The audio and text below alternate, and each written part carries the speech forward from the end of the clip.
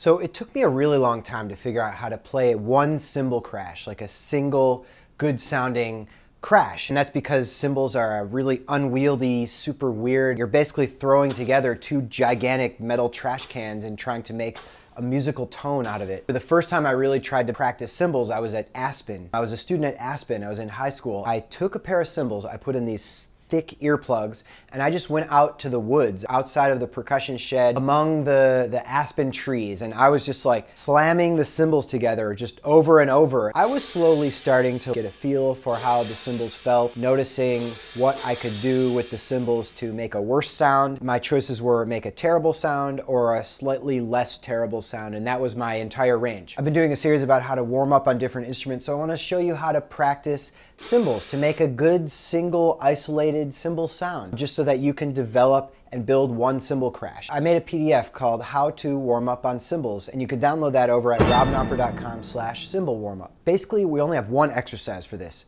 Play a cymbal crash over and over and over. Whatever you force yourself to repeatedly address, you will get better at it. So put yourself in a situation where you're playing cymbal crashes over and over, and while you're doing it, the most important part is that you experiment with the variety of ways of playing those crashes. There's a lot of components to a single cymbal crash. There's a lot of decisions that you have to make. There's a lot of ways you can adjust the way that you play the crash. And basically there's 4 of those that I want to talk about, 4 variables I want to talk about and have you address while you're playing this cymbal crash over and over. First one is placement, where the top cymbal is placed compared to the bottom cymbal. Put the bottom cymbal in front of you and put the other cymbal on top so that it completely covers up the bottom cymbal.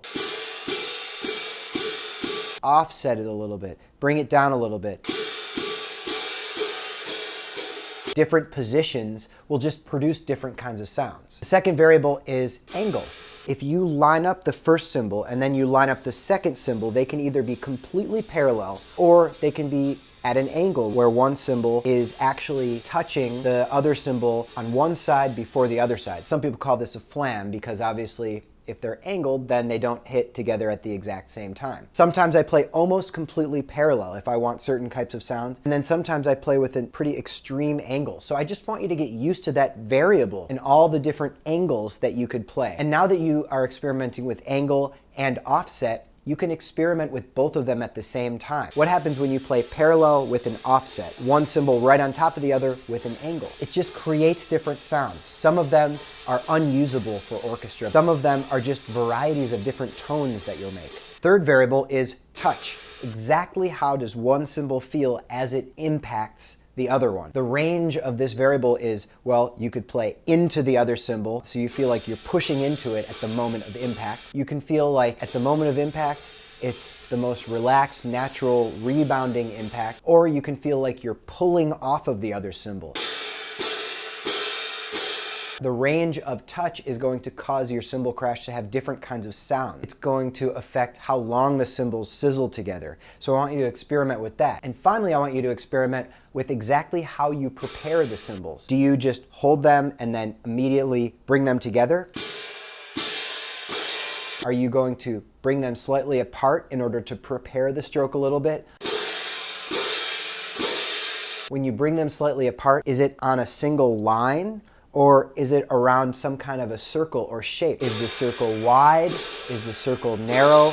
Or is there no circle? I play with all of these different variables. They're all going to lead to different kinds of cymbal sounds, but most importantly, you just need to get used to the different varieties of ways you can play and what kind of resulting sound that they'll produce. You might use different kinds of crashes even from one measure to another. In Romeo and Juliet, I used a cymbal crash. For the short notes, I have them offset a little bit, very little angle, and I really push them into each other, and then obviously immediately muffle. Then when I go to the next measure, I add angle, I let them come apart a little quicker, and then I also add a little bit more circle to my preparation so that at the moment of impact, there's a little bit of a slide, a slice, if you will.